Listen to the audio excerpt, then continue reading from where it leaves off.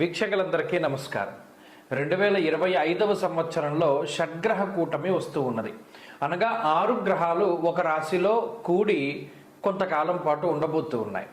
అయితే ఇది కొంత దుష్ప్రచారం జరుగుతూ ఉన్నటువంటిది ఏంటి అంటే, ఈ షడ్గ్రహ కూటమి కొన్ని వందల సంవత్సరాలకి, కొన్ని వేల సంవత్సరాలకు ఒకసారి వస్తుందని, లేకపోతే దీనివల్ల విపరీతమైనటువంటి పరిణామాలు మనం ఎదుర్కొనవలసి వస్తుందని, ఇలా అనేక రకాలైనటువంటి అపోహలు కొంత ప్రచారంలో ఉన్నాయి. అయితే ఒక విషయం గుర్తుపెట్టుకోవాల్సింది ఏంటి అంటే, ఈ 4 గ్రహాలు కూడి ఉండడం, త్రిగ్రహ కూటమి అయితే చాలా రెగ్యులర్గా వస్తుంది. పంచగ్రహ కూటమి కొంత రేర్, 5-6 నెలలకు వస్తుంది. షడ్గ్రహ కూటమి మరీ రేర్, కానీ ఇది రాకపోవడం అన్నది ఏమీ లేదు. కొన్ని వందల సంవత్సరాలు, కొన్ని వేల సంవత్సరాలకు ఒకసారి వచ్చింది. కుంభమేళా జరిగిన తర్వాత వచ్చింది. లేకపోతే ఇంకా రకరకాలైనటువంటి అపోహలు ఉండొచ్చు. కానీ మనం ఇందులో వాస్తవాలేంటి, అవాస్తవాలేంటి, అసలు దీనివల్ల వచ్చేటువంటి విపత్తులు ఏంటి అన్నది ఆల్రెడీ ఒక వీడియో చేయడం జరిగింది. దానికి సంబంధించినటువంటి డిస్క్రిప్షన్లో మనం ఆ లింక్ని పొందుపరచడం జరిగింది. అందులో కూడా మనం ఒకటే చెప్పాం. అయితే ఈ పంచగ్రహ కూటములు, షడ్గ్రహ కూటములు పట్టినప్పుడు ఏంటంటే కొన్ని ప్రకృతి వైపరీత్యాలు వస్తాయి. కొంతమంది మీరు గమనించండి, ఒక నెల రోజుల ముందు ఏదో సమ్ హెచ్ఎంపివి వైరస్ అనేదో వచ్చింది. ఇది కరోనా కంటే భయంకరంగా ఉంటుంది, ఈ షడ్గ్రహ కూటమి వల్ల ఇది వస్తుంది అనే దుష్ప్రచారం కూడా జరిగింది. ఆ టైంలోనే మనం చేసాం, అసలు అటువంటిది ఏమీ లేదు, అంత భయపడాల్సిన అవసరం లేదు అని. ఆ లింక్ కూడా మన డిస్క్రిప్షన్లో ఉంది, చూడండి ఆ వీడియో. అది దేశ కాలమానాలపై ఏ విధంగా ప్రభావితం ఉంటుంది అన్నది అందులో బ్రీఫ్గా చెప్పాను, చాలా వివరంగా. అలాగే అందులో ఒక మాట చెప్పాను, మరి 12 రాశుల వారికి షడ్గ్రహ కూటమి అన్నది ఏ విధమైన ఫలితాలను ఇస్తుంది అన్నది మనం వివరంగా వీడియో చేసుకుందామని చెప్పాను. సో ఈ షడ్గ్రహ కూటమి అన్నది ఏమిటంటే, షడ్గ్రహ కూటమి అంటే మళ్ళీ ఒకసారి చూస్తే, మీన రాశి యందు మార్చి నెల 28వ తారీఖున పూర్వభాద్ర నక్షత్రం 4వ పాదంలోకి చంద్రుడు ప్రవేశించిన తర్వాత చంద్రుడితో కలుపుకొని, అనగా చంద్రుడు, రవి, బుధుడు, శుక్రుడు, రాహువు, శనేశ్వరుడు, ఈ 6 గ్రహాలు కలిపి మీనరాశి యందు ఉండబోతూ ఉన్నాయి. సరే, ఈ 6 గ్రహాలు కూడడం వల్ల ఈ 12 రాశుల వారికి ఏ విధమైన ప్రభావం ఉంటుంది, ఇందులో ఏ రాశుల వారికి అదృష్టం పట్టబోతుంది, పడుతుందా అంటే నిజంగా అంటే నిజంగా పడుతుంది. ఏ రాశుల వారికి దురదృష్టం, నిజానికి అది దురదృష్టం అనకూడదు, కానీ ఏదైనా కొంత విపత్కరమైనటువంటి స్థానాల్లో కనుక ఈ గ్రహాలు పడితే అది కొంత ఇబ్బందే. కాబట్టి ఏ రాశులకి ఇది మంచిది, ఏ రాశులకి చెడు అనేటువంటిది మనం తెలుసుకుంటే, ఈ రాశులకి మంచిది అని నేను చెప్పేశాను అనుకోండి, మీరు పూర్తిగా చూడట్లా మానేస్తున్నారు. ఏ రాశులకి చెడు అని చెప్పేసినా కూడా మీరు చూడట్లా మానేస్తున్నారు. ఎందుకు? మంచి అయితే మంచి ఉంది, చెడైతే ఇక చెడే కాబట్టి వినేదే ఉందని మానేస్తున్నారు. అలా కాకుండా ఈ వీడియో పూర్తిగా చూడండి. ఇక మీనరాశి వారికి ప్రత్యేకించి షడ్గ్రహ కూటమి ఒక పీడకల్లా చెప్పచ్చు. ఎందుకు పీడకలంటే, మరి అదే రాశిలో పడుతోంది, ఇంకెక్కడ చూసినా మీన రాశి వాళ్ళు ఇది అయిపోయారు, మీన రాశి వాళ్ళు అదైపోతారు, అసలు వీళ్ళు బతకడమే కష్టం అని చెప్తుంటే ఇక పాపం వాళ్ళు ఏం చేస్తారు? ఇదేం పాపం కాదు, ఈ షడ్గ్రహ కూటాలు పట్టడం అన్నది ఇదేం పాపం కాదు, ఇదేం దోషం కాదు. కాకపోతే ఏంటంటే రేరుగా జరుగుతుంది. ఇప్పుడు ఈ 6 గ్రహాలు అక్కడే ఉండిపోవు కదా. ఓ నెలలో రవి మారిపోతారు, 15 రోజుల్లో బుధుడు, ఓ 2-3 రోజుల్లో చంద్రుడు, శుక్రుడు మారిపోతారు. అలాగే ఒక 2 నెలల వ్యవధిలో రాహువు మారిపోతారు. మిగిలేదు ఒక్కరు శనేశ్వరుడు మాత్రమే. ఏలినాటి శని అనుభవించడం మీకు అలవాటు అయిపోయింది. కాబట్టి ఇది ఒకటి ఏంటంటే చెప్పదలుచుకున్నది, మీనరాశి వాళ్ళు అంత భయపడిపోవాల్సిన అవసరం లేదు, ఇది కామన్గా జరుగుతుంది.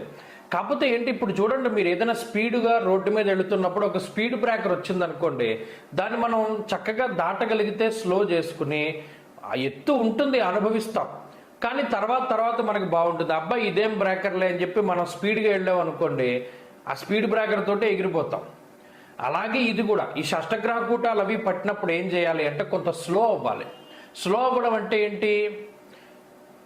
సాహసోపేతంగా వెళ్ళకూడదు, అగ్రెసివ్గా వెళ్ళకూడదు. లైఫ్లో ఏమీ లేని వాళ్ళు ఎలా ఉంటారు అలాగే ఉండాలి. మనం ఏం లేదు అనుకుని బతకగలిగితే, అహాన్ని తగ్గించుకుంటే మీనరాశి వాళ్ళు బయటపడతారు. నాకేంట్లే అని మనం స్పీడ్గా వెళ్ళి స్పీడ్ బ్రేకర్ ఎక్కించామా, ఇక అలా లోపలికి వెళ్ళిపోతాం, ఎక్కడికి వెళ్ళిపోతాం మనకే తెలియదు. ఇది స్పీడ్ బ్రేకర్, ఇది కొంతకాలమే ఉంటుంది. నిజానికి చెప్పాలి అంటే ఈ షడ్గ్రహ కూటమి ఇందాక చెప్పినట్టు అన్ని గ్రహాలు వెళ్ళిపోయి ఒక శని మిగులుతారు ఆయన. మరి మీనరాశి వాళ్ళు దాని గురించి భయపడాల్సిన పని లేదు. కానీ ఇది ఒక స్పీడ్ బ్రేకర్ లాంటిది. చాలా నిదానంగా దాటి వెళ్ళండి, జీవితం చాలా అద్భుతంగా ఉంటుంది. ఎందుకంటే మరలా ఇక్కడ ఇబ్బంది పెట్టిన గ్రహాలే మళ్ళీ ఇంకో స్థానంలో యోగిస్తూ ఉంటాయి. కాబట్టి ఇది బ్రీఫ్గా మనం చెప్పుకున్నటువంటి ద్వాదశ రాశులకి షడ్గ్రహ కూటమి వల్ల వచ్చే ఫలితాలు. మళ్ళీ చాలామంది అడుగుతూ ఉంటారు వీటికి పరిహారాలు ఏం చేయాలండి అని. మళ్ళీ ఇంకో వీడియోలో చెప్పుకుందాం. స్వస్తి. వీక్షకులందరికీ నమస్కారం.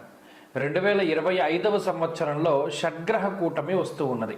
అనగా 6 గ్రహాలు ఒక రాశిలో కూడి కొంతకాలం పాటు ఉండబోతూ ఉన్నాయి.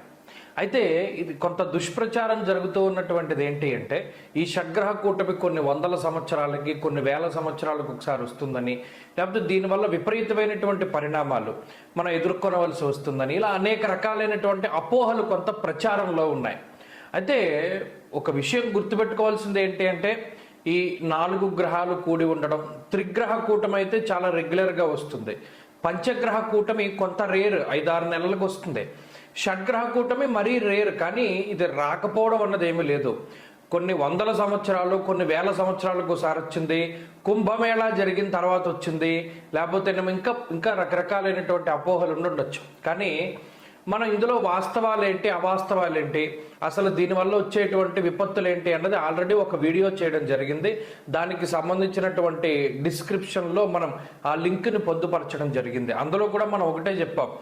అయితే ఈ పంచగ్రహ కూటములు, షడ్గ్రహ కూటములు పట్టినప్పుడు ఏంటంటే కొన్ని ప్రకృతి వైపరీత్యాలు వస్తాయి.